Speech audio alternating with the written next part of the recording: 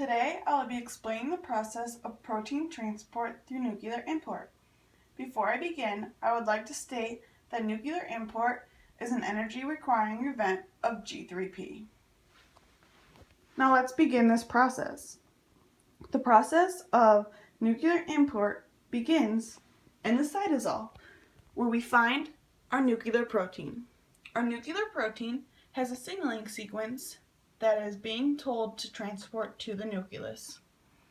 I would also like to state that our protein does not need to be unfolded because the pore is so large.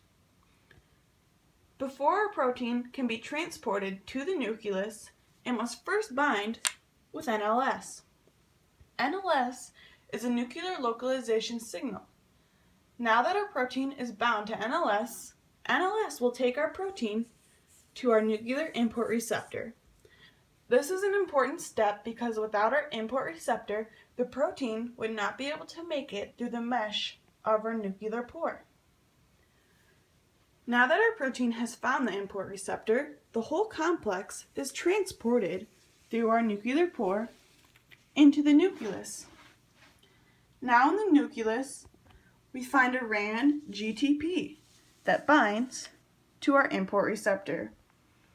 This binding allows for our protein to be released into the nucleus, but we're not finished yet.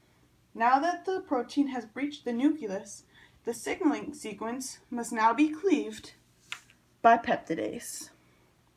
Meanwhile, our import receptor that is now bound to RAN GTP is transported back through our nuclear pore into the cytosol. Now that this complex is in the cytosol, there is an accessory protein that triggers RAN to hydrolyze its bound GTP. Now, RAN GDP can dissociate from our import receptor. Once this has occurred, our import receptor is free to bind to another protein that is destined for the nucleus.